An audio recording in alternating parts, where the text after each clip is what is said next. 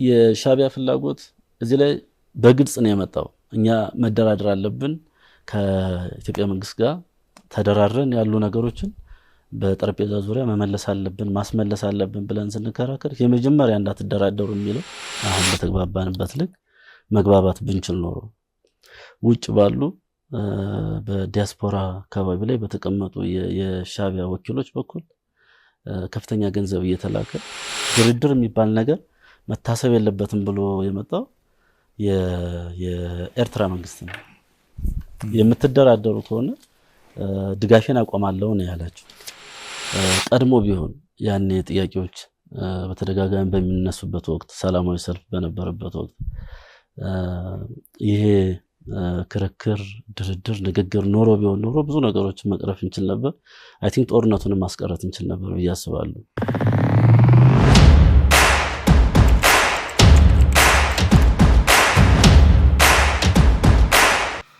ሰላም ጤና ይስጥልን ውድ ቤተሰቦቻችን እንዴት አላችሁ? ዘኢትዮጵያ ቻናላችንን እየተከታተላችሁ ትገኛላችሁ። ጥላሁን አክሊሉና ማደገፋ ከእናንተ ጋር ቆይታ ለማድረግ እዚህ ተገናኝተናል። ከሰሞኑ ማስረሻ ሰጤ ኤንቢሲ ላይ አንድ ቃለ ምልልስ እንዳደረገ ብዙዎቻችሁ ታውቃላችሁ ብዬ አስባለሁ። እዛ ላይ ያነሳቸውን ነገሮች እያነሳሳ ነው ቆይታ የምናደርገው። ለሀሳቦቻችን መነሻ የሚሆኑ ቪዲዮዎችን በየመሃሉ እንጋብዛችኋለን። እነሱ ላይ ደግሞ የኔና የጥላሁንን ምልከታዎች እያጋራን ቆይታ እናደርጋለን። እስከ ፕሮግራማችን ፍጻሜ ድረስ አብራችሁን ቆዩ። ጥሬ እንዴት አለ? አለው እግዚአብሔር ይመስገን ሰላም ነው። እንዴት ነህ? ከዚህ በፊትም የፕሮግራማችን ርዕሰ ጉዳይ ነበረ ማስረሻ ሰጤ። አሁን ደግሞ አንድ አዲስ ቃለ ምልልስ ሰጥቷል። እዛ ላይ ያወጣቸው አዳዲስ መረጃዎችም ጭምር አሉ። መንግስት የሚጠቀምበት ከሆነ ለመንግስት ራሱ ማስረጃ የሚሆኑ ጉዳዮችንም ጭምር ነው በዚህ ቃለ ምልልስ ላይ ያወጣው። እስቲ እንደው የተናገራቸውን ነገሮች እየሰማን አንዳንድ ነገሮችን የእኛን ምልከታ ለማስቀመጥ እንሞክራለን። አንድ ቪዲዮ ለአንተም ለተመልካቾቻችንም ለጋብዝና ተመልሰን እንመጣለን። ስምምነት ሆነን ለመናገር ቀድሞ ቢሆን ያኔ ጥያቄዎች በተደጋጋሚ በሚነሱበት ወቅት ሰላማዊ ሰልፍ በነበረበት ወቅት ይሄ ክርክር ድርድር ንግግር ኖሮ ቢሆን ኖሮ ብዙ ነገሮችን መቅረፍ እንችል ነበር። አይ ቲንክ ጦርነቱን ማስቀረት እንችል ነበር ብዬ አስባለሁ። አሁን በተግባባንበት ልክ መግባባት ብንችል ኖሮ ውጭ ባሉ በዲያስፖራ አካባቢ ላይ በተቀመጡ የሻቢያ ወኪሎች በኩል ከፍተኛ ገንዘብ እየተላከ የፋኖ መሪዎች የሚባሉትን የመጥለፍ የመያዝ ስራ ተሰራ። በሀገር ውስጥ ደግሞ ከቲፒኤልኤፍ ጋር ግንኙነት በማድረግ በአካል በመገኘትም ጭምር በአካል ኤርትራና ወደ መቀሌ እንቅስቃሴዎች እየተደረጉ የፋኖ መሪዎች ቁሳቁሶችን የማምጣት እነዚህን ተተኳሾችን የቡድን እቃዎችን ነገሮች በማምጣት ትግሉን የመጥለፍ ስራ ተሰራ ማለት ነው። እንግዲህ እንደሰማኸው ጥሌ መጀመሪያ ያነሳው ነገር እንዲህ አይነት ስምምነት ቀድሞ ቢሆን ኖሮ የሚል ነገር አንስቷል። ቀድሞ ቢሆን ኖሮ አሁን የገባንበት ጦርነት ውስጥ ባጭሩ ጦርነት ይቀር ነበረ፣ አይኖርም ነበር። በተወሰነ ደረጃ ወቀሳም ጭምር ነው። ሰላማዊ ጥያቄ ስንጠይቅ ሰልፍ ስናደርግ ጥያቄዎቻችን መልስ አግኝተው ቢሆን ኖሮ ጦርነት ውስጥ ማንገባም ነበረ። አሁን ለንግግር የተከፈተው በር ያኔ ኖሮ ቢሆን ኖሮ ብንስማማ ኖሮ ጦርነት ውስጥ ማንገባም ነበር የሚል ወቀሳ፣ መንግስትን የመውቀስ አይነት እኔ እንደዛ የተረዳሁት። ጆሮ አልሰጠንም፣ ያኔ ሰላማዊ ሰልፍ እናደርግ ነበረ። እውነትን ለመናገር ደግሞ ሰላማዊ ሰልፍ አማራ ክልል ውስጥ በተደጋጋሚ ይደረግ ነበር። እንደውም ከዚህ በኋላ ሰልፍ የለም የሚል ሰልፍ ራሱ ተደርጎ ነበር። ይሄ መጨረሻ ሰልፋችን ነው የሚል ሰልፍ ሁሉ እስከ ማድረግ ደርሰው ነበርና ያኔ እንዲህ አይነት ንግግር ተደርጎ ቢሆን ኖሮ ጦርነት ማስቀረት እንችል ነበር የሚል ግምገማ ነው ያለው ማስረሻ ሰጤ። ትክክል ነው። እንግዲህ ምንድነው አንድ ነገር ከሆነ በኋላ ሳይሆን ከመሆኑ በፊት ነበር ማለት ብዙ ጉዳት ሳያደርስ ብዙ አደጋ ብዙ ሰው ሳያልቅ ብዙ ሀብትና በክልሉ ያለው ንብረት ሳይወድም መንግስት ለአማራ ህዝብ ላነሳው ጥያቄ ምላሽ ቢሰጥ ኖሮ ይሄ ሁሉ ነገር ባልሆነ ነበር። ኦልሞስት 7700 ያክል ነው የሞተው ህዝብ ማለት ነው። ቀላል ህዝብ አይደለም። ከነዚህ ውስጥ ወደ 2592 ህጻናቶች ናቸው። በክልሉ በጣም ትልቅ ሰብአዊ ቀውስ ማለት በጣም ብዙ ሰው አልቋል፣ ብዙ ሰው ተጎድቷል፣ ብዙ መሰረተ ልማቶችም ወድመዋል። በአሃዝ ሲጠቀስ ወደ 10 ቢሊዮን የሚጠጋ ሀብት ነው የወደመው በክልሉ። 2023 ብቻ ወደ 3000 ሰዎች ከስራ ተቀንሰዋል። ወደ 2.6 ሚሊዮን ተማሪዎችም ከትምህርት ገበታቸው እንዲቋረጡ ተደርጓል። ወደ 4000 የሚሆኑ ትምህርት ቤቶች ተዘግተው ነበረ። እንግዲህ ምናልባት አሁን ከዚህ ከሰላም ድርድሩ በኋላ የክልሉ ትምህርት ቢሮ ትምህርት ቤቶች እንደሚመለሱ ወደ ስራ እንደሚገቡ ለመምህራን ለርዕሰ መምህራንና ለሱፐርቫይዘሮች እንትን ብሏል አስተላልፏል። ከታህሳስ መጨረሻ ጀምሮ ያም ጥሩ ነው። ግን ምንድነው ይሄ ሁሉ አሁን የጠቀስኳቸው ነገሮች ከመከሰታቸው በፊት ይሄ ሁሉ ሰብአዊ ቀውስ ሀብት ከመውደሙ በፊት መንግስት ያን ጥያቄ ምላሽ ሰጥቶ ቢሆን ኖሮ ይሄን ሁሉ ባልደረሰ ነበር። አሁን ከሆነ በኋላ እንግዲህ ምልህ አሁንም ቢሆን ጥሩ ነው። ከቀረ ይልቅ የዘገየ የሚባለው ነገር አለ። ከመቅረት አርፍዶም ቢሆን አሁንም እኮ የሰላም ድርድሩ መካሄዱ ጥሩ ነው። በአንዳንድ ወገኖች የሰላም ድርድሩ በአንድ ወገን የተካሄደ ነው።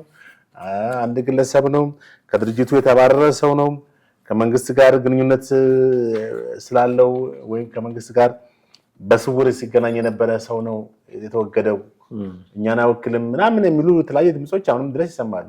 ጭራሽ የሰላም ድርድርም ብለው የማይጠሩ ብዙ ሰዎች አሉ። ምንድነው የሰላም ድርድር ይልሃል ማለት አማራ ክልል የተካሄደው የሰላም ድርድር ከነጭራሹ ፌክ እንደሆነ የሚገልጹ አሉ። ያን ግን ምልህ አሁን ማንም ይደራደሩ ያ ነገር ዋናው ነገር ድርድሩ ሰላምን ነው ያመጣው ማለት የሚያመጣው ማለት ነው። ያመጣው ሳይሆን ሊያመጣ የሚችለው ሰላምን ነው። አሁን የጠቀስኳቸው አሃዞች አሉ። እንግዲህ እነዚህ አሃዞች አሁንም ጦርነት የሚቀጥል ከሆነ መንግስት ጥፋተኛ ነው። ኦፍ ኮርስ ጥፋተኛ ነው። ያንን ጥያቄ መመለስ ነበረበት። ማለት ቫልዩ አልሰጠውም፣ ትኩረት አልሰጠውም፣ ወይም ክብደትም አልሰጠውም። የሆኑ ስብስቦች አድርጎ ነው የወሰዳቸው። ግን ኋላ ላይ ያመጣው ጥፋት ቀላል አይደለም። በመንግስት በኩልም እኮ ያለቁ ሰዎች አሉ። በመከላከያው ብዙ ነገሮች ወድመዋል። መከላከያው ይህን በአማራ ክልል ያለውን ሰራዊት ለመምታት በሚንቀሳቀስበት ሰዓት የተጠቀማቸው የጦር መሳሪያዎች እኮ ከፍተኛ ዋጋ ያላቸው ናቸው። እስከ ድሮን ድረስ ተጠቅሟል አይደለም? በቢሊየን የሚቆጠር ዋጋ ያላቸው ናቸው። እነዚህ ሁሉ ነገር ስትመለከት ማስረሻ ሰጤ እንዳለው ቀድሞ ሰላማዊ ሰልፍ እየተካሄደ ባልነበረበት ሰዓት፣ ህዝባዊ ጥያቄዎች በተነሱበት ሰዓት ማለት የአማራ ህዝብ በእንደዚህ በስርዓቱ ውስጥ የነበረው በማንነቱ የደረሰበት ጥቃት አለ፣ የታወቀ ነው። ከኢህአዴግ ጊዜ ጀምሮ ከ83 ጀምሮ በአማራ ህዝብ በማንነቱ ማለትም በተለያየ የሀገሪቱ ክልል እንግዲህ ተሰራጭቶ የሚኖር ህዝብ ነው። እንደሚባለው ወደ 10 ሚሊዮን ህዝብ ነው። ከዛም ሊበልጥ ይችላል። ትክክለኛው ፊገሩ ያም ላይሆን ይችላል። በአርሲ፣ በአርባ ጉጉ፣ በሐረር፣ በበደኖ፣ በዚህ በወለጋ፣ በቤንች ማጂ ዞን፣ በጉራ ፈርዳ በተለያዩ ቦታዎች የአማራ ህዝብ በማንነቱ ወይም አማራ ብቻ በመሆኑ ምንም ከፖለቲካው ጋር ከስርዓቱ ጋር ግንኙነት የሌላቸው ሰዎች ጉዳት ደርሶባቸዋል፣ ተገድለዋል፣ አሰቃቂ በሆነ ሁኔታ ተጨፍጭፈዋል። ይሄ ግልጽ ነው። ስለዚህ ለዚህ ጥያቄ መንግስት ዋስትና እንዲሰጥ የአማራን ህዝብ ጥያቄ መብቱ እንዲያስከብር አሁንም ያ ነገር እንዳይቀጥል የተነሳው ጥያቄ ትክክል ነው። ለዛ ጥያቄ ግን መንግስት አግባብ የሆነ ምላሽ አልሰጠም። በወቅቱ ትኩረት ሰጥቶ ወይም ቦታ ሰጥቶ ጥያቄያቸውን በአግባቡ የማስተናገድ ሁኔታ መኖር ነበረበት። አሉንም ያ ያስከትለውን ነገር አሁን ቅድም የጠቀስኳቸው ነገሮች ያስከትለዋል። ይህ ብቻም አይደለም።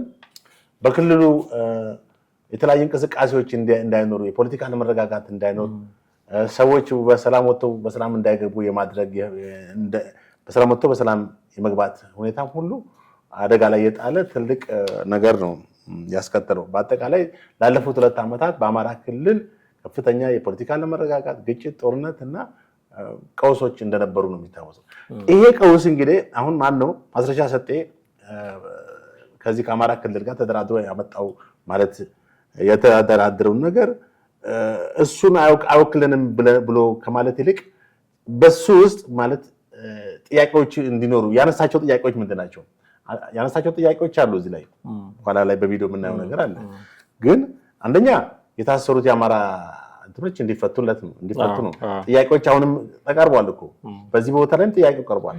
ያንን ጥያቄ አጠናክሮ ማስቀጠል ነው እንጂ አይ ጥያቄያችን በጦርነት ኃይል ወይንም መሳሪያ ነው የሚመለሰው ብሎ በጦርነቱ መቀጠል አሁንም ሌላ ዋጋ ነው የሚያስከፍለው። ምክንያቱም እስካሁን ድረስ እንዳየነው ወደ 7700 ሰው አልቋል።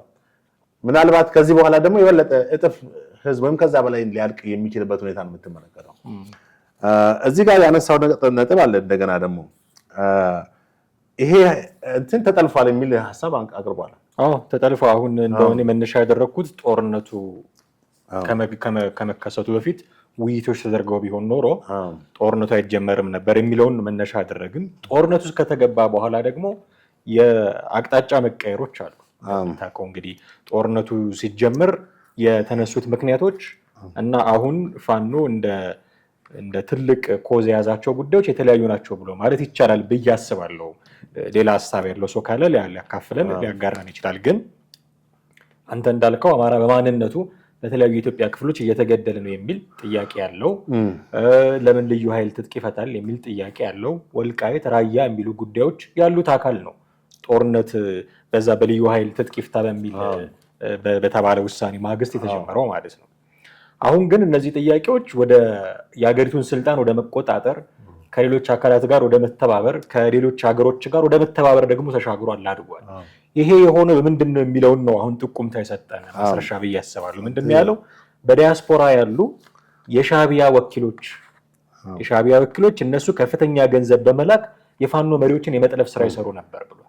እንዲህ አይነት የአቅጣጫ መቀየር የመጣው በኤርትራ መንግስት የገንዘብ ድጋፍ ነው ማለት ነው፣ በማስረሻ ስልጤ አነጋገር ማለት ነው። እኛ ከራሳችን አፍለቀን እየተናገርን ነው ያለው ሳይሆን እሱ በሰጠው መረጃ መሰረት እንዲህ ያለ የአቅጣጫ ለውጥ የመጣው የፋኖ መሪዎችን በገንዘብ እየደለሉ፣ እነዚህ ደግሞ ገንዘቡን የሚልኩት ዲያስፖራ ያሉ የፋኖ ደጋፊ ነን የሚሉ ናቸው፣ እነሱ ደግሞ የሻዕቢያ ወኪሎች ናቸው ነው የሚለውና ገንዘብ ትልቁን ሚና የሚጫወት መሆኑን በዚህ መሀል ታያለ። ስለዚህ የኤርትራ መንግስት ከፍተኛ ገንዘብ እየላከ የፋኖ መሪዎችን እንደምን እንደጠለፈ ነው። ትክክል። አሁን ይሄን ማስረሻ ሰጤ አሁን ይናገረው እንጂ ከዚህ በፊትም እኮ በተለያየ ቦታዎች በተለያየ መድረክ ከመንግስት ባለስልጣናትም ሆነ ከሌሎች አካላት ሲነገር የነበረ ነገር ነው። ትግሉ መጠለፉ፣ በትግሉ ውስጥ ሻዕቢያ ህወሓት ኢንቮልቭ ማድረጋቸው ከዚህ በፊት እኛ የሚያቀረብ ነው።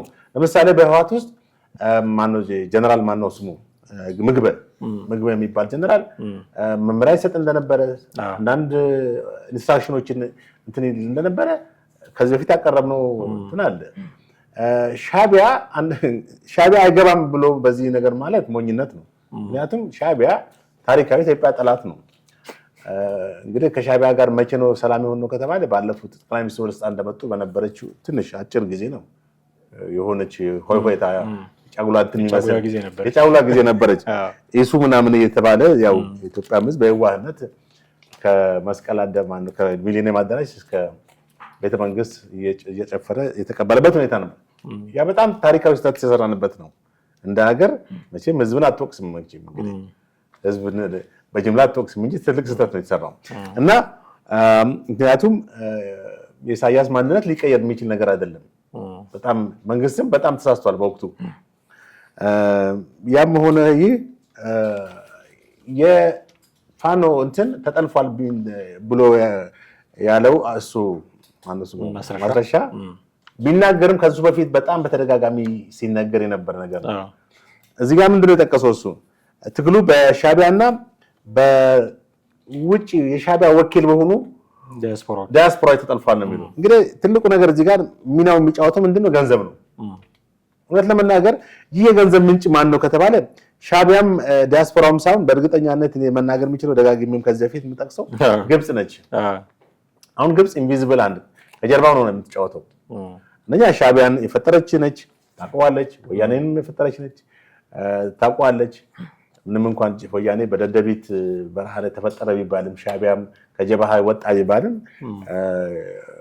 በካይሮ ነው እንግዲህ ጀበሃ መጀመሪያው ስንት ነው ኢስታብሊሽ ሆነው እና ከዛ በኋላም የፋይናንስ ድጋፍ የተለያዩ ድጋፎች በማድረግ ከትጥቅ ትግል አንስቶ ወደ መንግስት እስኪሆኑበት ጊዜ ድረስ የግብጽ ድጋፍ ነበራቸው እነዚህ ኃይሎች። የግብጽ እንትን ይታወቃል። ግብጽ ታሪካዊ የኢትዮጵያ ጠላት እንደመሆኗ ማንኛውም መንግስት የሚቃወም ማንኛውም ኢትዮጵያ የሚቃወም አካል ቡድን ከመደገፍ ወደ ኋላ አትልም። ስለዚህ ዲያስፖራው አስበው እንግዲህ ለኢትዮጵያ አንድነት ምናምን እዛ ጋር ይጮሃል። ባንዲራ ይዞ ሲያለቅስ ይውላል። እዚህ ጋር ግን ከሌላ ከውጭ የኢትዮጵያ ታሪካዊ ጠላት ጋር እንደገና በማበር ይሄን ትግል የራሱ ማለት ለውጭ ጠላት አሳልፎ የመስጠት ያክል ትልቅ የባንዳ ስራ ይሰራ ነው ማለት ነው። እና እንግዲህ የባንዳነትና የፓትሪዮቲዝም አርበኝነት ሁኔታ በፋኖ ውስጥም ምናልባት ወደፊት ከዚህ በኋላ ታሳይ የምትችለውን ቪዲዮ እናያለን። ፓትሪዮቲዝም አርበኝነት ወይም ሀገር ወዳድነት፣ ከዛ ባንዳነት ደግሞ አለ።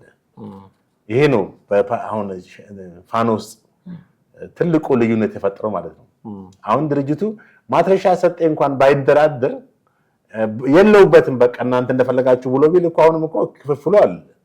አንደኛ እነዚህ ኃይሎች እነዚህ ቡድኖች ባንድ ወጥ በሆነ መሪ አይደለም የሚመሩት፣ በተለያየ አደረጃጀቶች ያሉ መሆናቸውን ከዚህ በፊት 100 ጊዜ አንስተናል እዚህ ቦታ ላይ። በሌላ መድረክም ላይ በተለያየ ቦታዎች ላይ የሚነገር ነገር ሀቅ ነው፣ ራሳቸውም የሚያምኑት ነገር ነው። አሁን የሻቢያና የዲያስፖራው ማለትም እንግዲህ ዲያስፖራውን ማን ነው የሚጠቀመው ማለት ነው?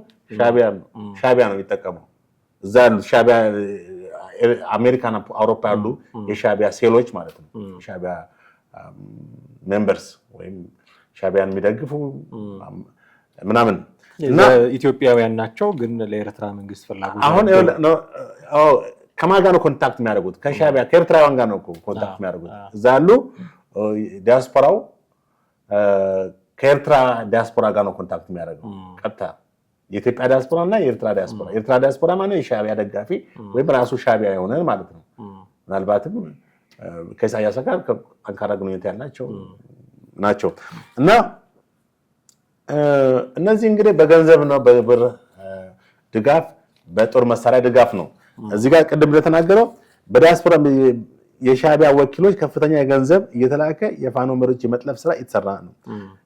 ይሄ ደግሞ ከሻቢያ ጋር ብቻ ሳይሆን ከህወሓትም ጋር ነው።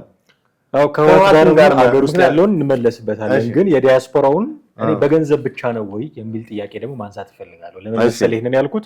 ኦፍ ኮርስ እሱ እንዳለው በገንዘብ የሚደለሉ የፋኖ መሪዎች ሊኖሩ ይችላሉ። ያው እኛ የጉዳዩ ቀጥተኛ ተሳታፊ የሆነ ሰው የሚያውቀውን መረጃ የሚነግረንን መረጃ ነው እዚህ ጠቅሰን የምናወራው። ስለዚህ በገንዘብ የተጠለፉ የፋኖ አመራሮች አሉ። የገንዘቡ ምንጭ የኤርትራ መንግስት ነው ይላል። አንተ በምትለው ደግሞ የግብጽ መንግስት ነው ብለን ልንወስድ እንችላለን። ነገር ግን በገንዘብ ብቻ ነው ወይ የሚል ጥያቄ ነው ማንሳት እፈልጋለሁ። እያንዳንዱ የፋኖ አደረጃጀት ሁሉም የየራሱ ሊባል የሚችል ልሳን የሚመስል ለምሳሌ የኢህአዴግ ልሳን ምናምን ይባሉ እንደነበረው የነዘመነ ቡድን ልሳን የሆነ የነስክንድር ቡድን ልሳን የሆነ ሚዲያዎች አሏቸው። እነዚህ ሚዲያዎች የሆነ ፋኖ ደጋፊ ናቸው፣ የሆነ ፋኖ ነቃፊ ናቸው። እና ፋኖ ተስማምቶ አንድ እንዳይሆን እንኳን እርስ በርስ የሚከፋፍሉ ናቸው። ገንዘብ ብቻ ከሻቢያ ተቀብለው የሚሰጡ ብቻ አይደሉም። እኔ አንድ ቢሆን ፋኖ አንድ ቢሆን ልክ አሁን ማስረሻ ያደረገውን አይነት ነገር ለማድረግ በጣም የተመቻቸ ነገር ይፈጠራል ብዬ ስለማምን ነው ይሄን ነገር ማነሳው። እና አንድ እንዳይሆኑ የሻቢያ ፍላጎትም እኔ በእርግጠኝነት መናገር የምችለው አንድ እንዳይሆኑ ነው። አንድ ቢሆኑ ፋኖች ከመንግስት ጋር ለመደራደር ስለሚቀለው እሱ ደግሞ በድርድር ስለማያምን አትደራደሩ ይለናል። ማስረሻ ሰጤ እንደዛ እንደተናገረው አትደራደሩ ይለናል ስላለ አንድ ቢሆኑና ቢደራደሩ ከመንግስት ጋር እሱ ኢትዮጵያ ውስጥ እንዲሆን የሚፈልገው ነገር አይፈጸምለትም ማለት ነው የኤርትራ መንግስት። ስለዚህ አንድ እንዲሆኑ አይፈልግም። አንድ እንዳይሆኑ የሚያደርጓቸው ደግሞ ይሄ ዳያስፖራዎች ብሎ የገለጻቸው ማስረሻ ሚዲያ ያላቸው አካላት አሉ።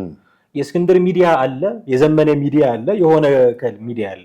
እንደውም በጣም ወርዶ እንደው አንዳንዴ ሲሰማ ቀልድ ይመስላል እንጂ አረብ ሀገር ያሉ እህቶቻችን ገንዘብ ከላኩላቸው የራሳቸው ፋኖ ሊኖራቸው ይችላል እስከ መባል ሁሉ ይደርሳል። እና የሆነ አካል ገንዘብ ከፍሎ የሆነ አካል አንደበት ሆኖ የሆነ አካል ሚዲያ ከፍቶላቸው የያዛቸው እና በእነሱ በኩል ሀሳቦቻቸውን የሚያስፈጽሙባቸው ፋኖች እየሆኑ እና በገንዘብ ብቻ አልመሰለኝም ሻቢያ ወይ የግብጽ መንግስት በሚልከው ገንዘብ ብቻ ሳይሆን እርስ በርስ እንዳይገናኙ በማድረግ የሀሳብ ልዩነት አሁን ሰሞኑን እስክንድር ነጋ ላይ ከፍተኛ ዘመቻ ነው የተከፈተው።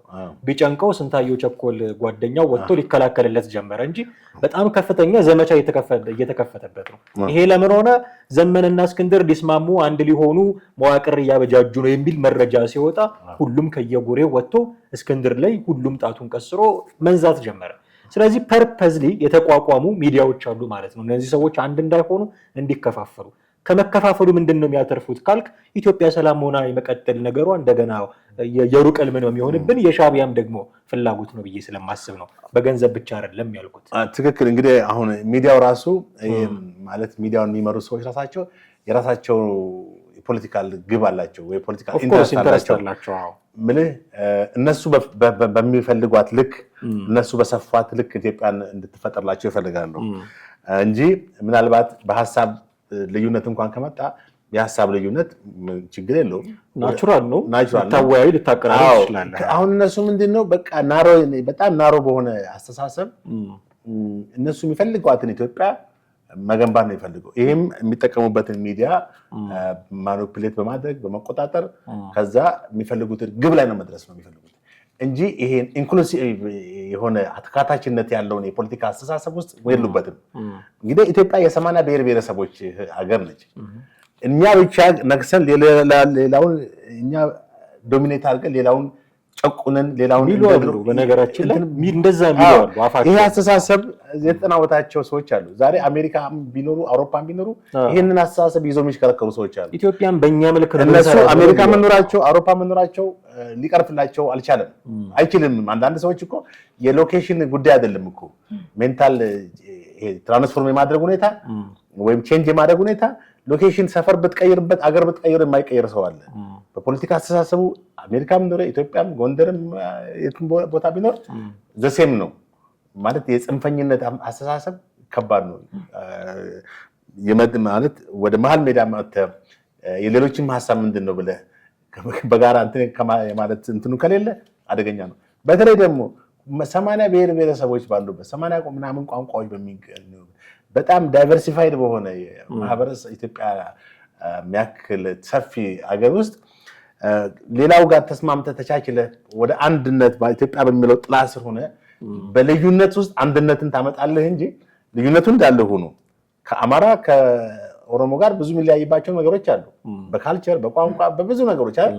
ግን ተለያየን ብሎ መጋጨት የለበትም። ልዩነታችን ምንድነው? እንደውም ልዩነታችን ውበት ነው አይደል? አሶል ስለዚህ በዛ ነገር ላይ አንድነታችንን ነው እንጂ እኔ ነኝ መግዛት ያለብኝ የሚለው የቀድሞ አስተሳሰብ ዋጋ የለው ከዚህ በኋላ። ኦፍ ኮርስ አማራ ተጨቁኗል፣ ተጎድቷል፣ ተገድሏል። ልክ ነው፣ ቅድም ያነሳነው ነጥብ ማለት ነው። ይሄ ምንም ጥያቄ ግን ይሄን እንዴት ነው ሪአክት ማድረግ የሚቻለው?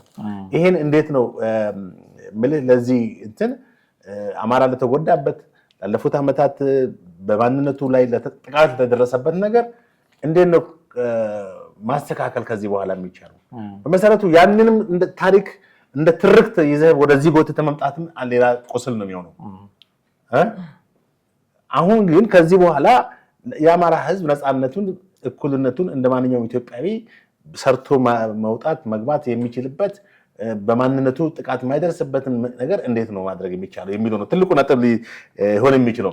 ከዚህ ጋር በተያያዘ እነዚህ ኃይሎች በውጭ ሆኖ በሪሞት ኮንትሮል መቆጣጠር የሚፈልጉ ኢትዮጵያን ሕዝብ ማለት ነው በተለይ ነፍጥ አንግበው የሚነሱ ኃይሎችን በርታ ግፋ በለው የሚሉ ሰዎች ማለት ነው ድል ታገኛለህ። በጣም ያሳዝናል እኮ ለምን መጥተው አይዋጉም እነሱ እዛ ብራቸውን ከሚልኩ? እውነተኛ ታጋዮች ከሆኑ እውነተኛ ፓትሪዮት ከሆኑ ለምን መጥተው ጎንደርም እዚህ ጎጃምም ያውቁታል አይደል ቦታውን ማወቃቸውን እርግጠኛ ነው። ትጥቅ ይዘው ለምን አይዋጉም? እንደገና ደግሞ እነዚህ ኃይሎች አሁንም ለኢትዮጵያ ሕዝብ የሚያስቡ ከሆነ ከውጭ ኃይሎች ጋር ከኢትዮጵያ ከሻዕቢያም ሆነ ከየትኛውም እንትን ጋር አንዳንዴ አሁን ይሄ አስተሳሰብ በጣም ከባድ ሆኗል። የጠላት ወዳጄ ነው የሚለው ነገር አይሆንም። ሮንግ ነው። የጠላት ወዳጅ ሊሆን አይችልም። ጠላትን ብለህ የምትለውን እኮ አንድ ምሳሌ እሺ፣ የኢትዮጵያ ጠላት ነው ኤርትራ። ከኤርትራ ጋር በወዳጅ ኤርትራ ኢትዮጵያንን ሰላም ይፈልጋል፣ አንድነት ይፈልጋል። ወደብም ያክል የነጠቀን ሀገር ነው። በእርግጥ ወደቡን እኛ ፈቅደን የሰጠነው ከዛ በኋላ ግን ለመመለስም ሆነ አብረን እንድንጠቀም በጋራ የማያደርግ ሁኔታም የለም። ዜሮ ፍጹም ፈቃደኞች አሉ። ይሄው ኢሳያስ እኮ አሁን ደግነቱ እባብ ምን ልቡን አይቶ ግርነሳው እንደሚባለው አቅማቸውን አውቀው ግብጽ ድረሽልን ይላሉ እንጂ ኤርትራ እኮ አቅም ቢኖረው የለንም እኮ እኛ። ኢትዮጵያ የምትባል ሀገር የለችም እኮ ድባቅ ነው የመተው። ግን የኢትዮጵያ መከላከያ ኃይል ስላወቀ ያለንን ጡንቻ ስላወቀ አሁን ያለን ወታደራዊ ፓወር ስላወቀ የህዝብ ብዛታችን ስላወቀ በተለያዩ መንገዶች መንግስት የሚያሰማውን ኃይለ ቃል ስለሚሰሙ ገባ ዝም ብሎ ከኢትዮጵያ ጋር መጣላት ውጊያ ውስጥ መግባት ሌላ ጦስ ማምጣት መሆኑን ገብቷቸዋል። ጭራሽም ከስልጣን እስከመወገድ መያዝም አለ ሌላም ችግር ይመጣል አይደለ? ዓለም አቀፍ ህጎች እንዳሉ ሆኖ ዓለም አቀፍ ህጎችን ባከበርንበት ሁኔታ እንጂ አንድ ሀገርን ሄዶ ዝም ብሎ የመውረር እንትን የለም። ግን ታሪካዊ ነገሮችን መብቶችን ዓለም አቀፍ ህጎችን መሰረት በማድረግ ያንን የመሄድ ሁኔታ አለ። በተጨባጭ ደግሞ የኤርትራ ሰራዊት ኢትዮጵያ ውስጥ መጥቶ የሚዋጋ ለምሳሌ ባለፈው ወልዲያ ነው የተገኙት። ምንድን ነው የተገኙት? ወሎ ውስጥ ወልዲያ አካባቢ እንደዚህ ይሄ ለዓለም መድረክ ለዓለም አቀፉ ማህበረሰብ የምታቀርበው እውነተኛ ሀቅ የሆነ ነገር ነው። ስለዚህ እነዚህ ኃይሎች አሁን ማኒፑሌት በሪሞት ኮንትሮል እዚህ በከፈቷቸው ሚዲያዎች መቆጣጠር ይፈልጋሉ። ከዛ እነሱ የፖለቲካል አቺቭመንት ላይ ፖለቲካል ግባቸው ጎላቸው ላይ ለመድረስ ደግሞ እንትናም ከእንትና ጋር እንዳይታረቅ ዘመንና እስክንድር ከታረቁ ለነሱ የፖለቲካ ዓላማ ወይም የብር ፈሰስ ከዛ የሚመጣው ብሎክ ሊያደርግባቸው እንደዚህ የሚያስቡ ሰዎች በጣም ያሳዝናል። ለኢትዮጵያ አሁን ኢትዮጵያ ህዝብ በምን አይነት ሁኔታ ነው እኛ የምናካሄደው ትግል ለኢትዮጵያ ህዝብ የሚጠቅም ነው አይጠቅም ነው ብሎ ማሰብ አለባቸው። እነሱ ብቻ አንደኛ አሁን የተፈጠረው ነገር በጣም በተለይ ማህበራዊ ሚዲያ ላይ የተፈጠረው ይሄ ተራ ጀብደኝነት ይባላል። ተራ ጀብደኝነት ምንም ተራ ጀብደኝነት ማለት ጀብደኝነት እኮ አይደለም። እኔ ቦምብዬ የሆነ ህንፃ ባፈነዳ ማለት ተራ ጀብደኝነት ሰው ነው ንጹሃን ሰዎችን የሚገድለው ተራ ጀብደኝነት ነው። አገባ እና ሊቆጫቸው እንኳን የሚችል ሰዎች አይደሉም። 7700 ሰው ተገድሏል በአማራ ክልል 2000 ምናምን ህፃናቶች ተገድለዋል። ከዛ ውስጥ 15000 ሰው ከባድና ቀላል ጉዳት ደርሶበታል። 10 ቢሊዮን የሚያክል የክልሉ ሀብት ንብረት ወድሟል። 3000 የሚያክሉ ሰራተኞች ከስራ ገብታቸው ተፈናቅለዋል። 2.6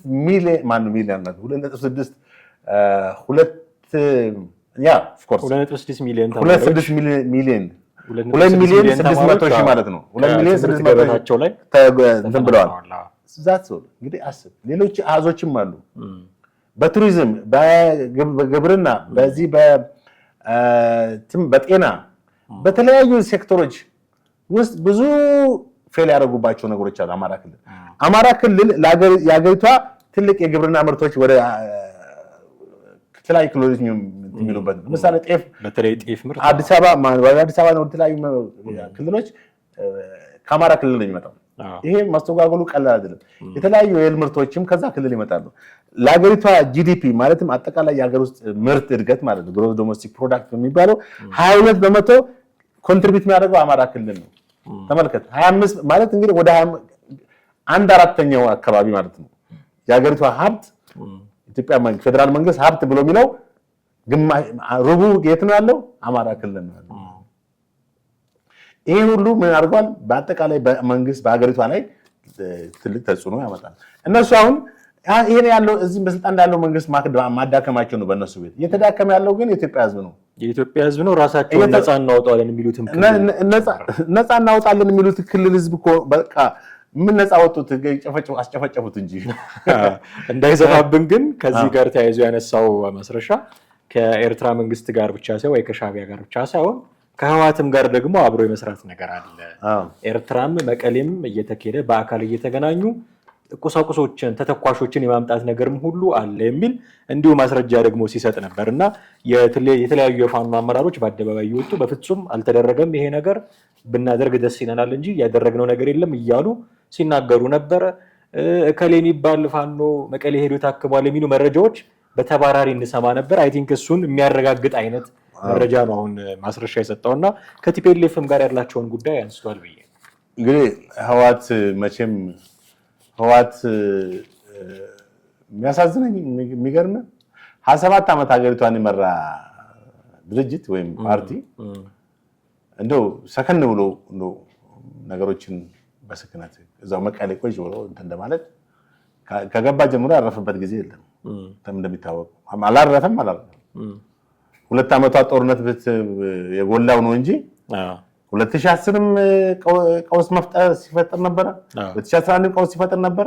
2012ም 2013 ነው ያፈነዳው። 2014 ጦርነት አለ፣ 2015 ጦርነት አለ።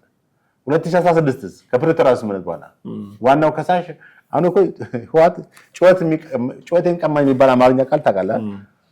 ጩኸት አንተ መጮህ የሚገባህን እሱ ነው የሚጮኸው። ጅራፍ ራሱ ገርፎ በቃ እሱ ነው እንደው አሁን ያልከው ነው ትክክለኛው አባባል ማለት ነው።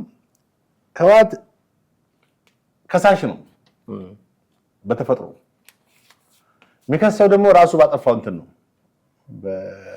ሲጠነሰስም ጀምሮ ራሱ ባወደመው ነገር ከሳሽ ነው።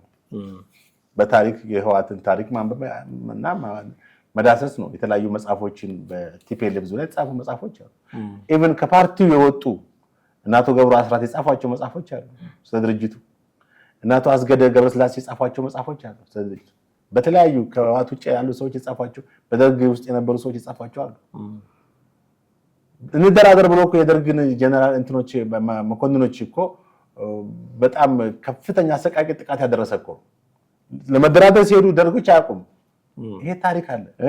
የራሱን ወገኖች አንድ ትግራይ ነፃ አወጣለሁ ብሎ የተነሳን ኃይል ታጋይ ለአንድ ዓላማ ነው የምንዋጋ ብሎ በተኙበት ሁሉ ይጨፈጨፋለን። ሌሎችም ብዙ ሴራዎችን የሰራ ነው። ሀውዜን ላይ የፈጸመው ጥቃት አለ ማለት ሀውዜ ውስጥ ደርግ ነው ጥቃት የፈጸመው፣ ግን ሴራው የህወሓት ነው። ማንም ያውቀው ነው። የ77 ዓመተ ምህረት ለእርዳታ የመጣውን እህል ሱዳን ላይ ነው የሸጡት። ሱዳን ላይ ሽጠው መሳሪያ እንግዲህ የሚታወቁ ነው። የማይታወቀው ደግሞ ስንት ጉድ አለ። ስለዚህ አሁንም ይሄ ኃይል ለኢትዮጵያ ሰላምና አንድነት ይቆያል ማለት እንትን ይላል ማለት አትችልም። ወይም ኢትዮጵያ ተረጋግታ ሰላሟ ተጠብቆ ነፃነቷ አንድነቷ ተጠብቆ እንድትቀጥል የሚፈልግ ኃይል አይደለም። ልክ ሻዕቢያ እንኳን ኦልሬዲ ተገንጥሏል። እሺ ሌላ ሀገር ነው።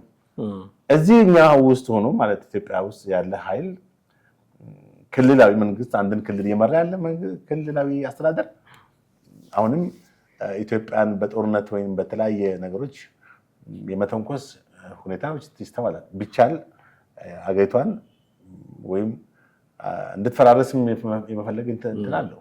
ይምሬን እኮ ነው። ህወሓት እንደዛ ደረጃ አያደርስም ብለን ማለት አትችልም። ምክንያቱም ጥላቻው ያን ያክል ነው። ከሻዕቢያ ጋር በተደጋጋሚ የተነገረ ነገር ነው ጽምዶ በሚባለው እንትን። አሁን ደግሞ አሁን ፋኖ ነው የተመቻቸው ለነሱ። ለምን ትጥቅ ይዘው ተነስቷል። እኛ አሁን የፋኖ ጥያቄ መጀመሪያው በሰላማዊ መንገድ የተካሄደ ጥያቄ ልክ ነው። ችግሩ ወዴት ሲያመራ ነው? ወደ ጦር መሳሪያ ሲያመራ ነው። ምክንያቱም በጦርነት የሚገኝ ሰላም የለም። ባለፈው ሳምንት ያወራነው ነገር ነው። የሰላም መልካም የሰላም መጥፎ የጦርነት መልካም ደጋግመን ተናግረናል። አሁን በዚህ ደግሞ ስለዚህ የአማራ ፋኖ ትጥቅ ይዞ መነሳቱ መሳሪያ ይዞ መነሳቱ ተመቻቸው። እነሱ ለሚፈልጉት ፖለቲካ ዓላማ እሱን ለመጠቀም ያደረጉ አንደኛ ህወሓት ለራሱ ያልተመለሰ የሚፈልጋቸው እንትኖች አሉ። የፖለቲካ ኢንተረስት አለ። በባህሪው ተገዥ መሆንን የሚፈልግ ድርጅት አይደለም። በሌላው ሁልጊዜ የገዥነት መንፈስ ያለው ድርጅት ነው። የሌላውን ገዥነት ከብሔር ጋር ራሱን ስለሚያገናኝ ወይም የአማራ ወቃሽ ሆነ እኮ ነው ዛሬ ወይም አማራ ላይ ጉዳት በማድረስ የሚታወቅ ድርጅት ነው። ትግራይ ህዝብ አላልኩኝም፣ የህወሓት ማለት ነው። ደርሶ የፋኖ ወዳጅ የሆነው ማለት ነው። እነዚህ ሰዎች ከህወሓት ጋር መወዳጀታቸው ታሪካዊ ማንነቱን እያወቁ እንዴት ነው እሱን ተሸክሞ ወደ 4 ኪሎ ማምጣት ነው እና ራሳቸው በዛ አብሮ ለመግዛት ነው የፈለጉት። ለዛ ነው ማስረሻኛ ይነሱ ፈረስ አንሆንም በሚል ተሸክሞ 4 ኪሎ ማምጣት ነው። እነ ደብረጽዮንን እነ ፈትለ ወርቅን መልሶ እዚህ 4 ኪሎኛ ላይ ልጭነ ጌታቸው ረዳ ሳይሆን ጌታቸው አሰፋ ግን በህይወት አለ። ሰሞኑን ታየ እንደዚህ የሚሉ የሆነ አብስትራክት ነገር ነው እንደሰውየው። አይ ምን እስካሁን ድረስ ጌታቸው አሰፋ ተብሎ ለብዙ ጊዜ ተነገረ፣ ግን ይነገራል አስፈሪ እንደሆነ አንዳንዴ እኮ አንድ ነገር በቃ ወደ መንፈስነት የሚላል የሰራው ስራ የሚያስጠይቀው ስለሆነ የደህንነት ኃላፊ እያለ ከተጠያቂነት ምን ከነደብረጽዮን ያነሰ ተጠያቂነት አለ እንዴ? ምን ስንት ሺህ ሚሊዮን ህዝብ ያስጨረሱ ሰዎች ያው እንግዲህ እሱ የፈለገውን ለምን ብሔራዊ ደህንነት ውስጥ በነበረበት ጊዜ የሰራው ስራ ነው የሚያስጠይቀው። ግን እነ ደብረጽዮን አሁን እዛ እኮ መግለጫ ሳይሆን መስጠት ያለባቸው ትግራይ ክልል ነው። ሁለት እኔ ምን ብዙ ጊዜም ሶሻል ሚዲያ ላይ ጽፌዋለሁ። ካቴና እጃቸው ላይ ገብቶ ፍርድ ቤት ዳኛ ፊት ነው መቆም ያለባቸው። በደንብ እንነጋገርበታለን። እሱ ከዛሬው ርዕሰ ጉዳያችን ውጪ ነው የሚሆነው። አንድ ተጨማሪ እንደው ይህን ፕሮግራም ለማብቃት ተጨማሪ ቪዲዮ ለጋብዝህና ለተመልካቾቻችን ጥቂት ነገር እናነሳለን። የሻዕቢያ ፍላጎት እዚህ ላይ በግልጽ ነው የመጣው። እኛ መደራደር አለብን ከኢትዮጵያ መንግስት ጋር ተደራረን ያሉ ነገሮችን በጠረጴዛ ዙሪያ መመለስ አለብን ማስመለስ አለብን ብለን ስንከራከር የመጀመሪያ እንዳትደራደሩ የሚለው ድርድር የሚባል ነገር መታሰብ የለበትም ብሎ የመጣው የኤርትራ መንግስት ነው። የምትደራደሩ ከሆነ ድጋፌን አቆማለሁ ነው ያላቸው። ስለዚህ ነው እኛ ድርጅት መስርተናል። ድርጅታችን ወደ ድርድር እንወስዳለን። ከሻዕቢያ ጋር ሆናለሁ የሚል ከዚህ ድርጅት ውጭ ሆኖ መቀጠል ይችላል የሚል ሀሳብ አመጣንና አፋሕድ ከዓለም አቀፍ ተቋማት ጋር ውይይቶችን ጀመረ ማለት ነው። እንደምታስታውሰው ጥር ወር ላይ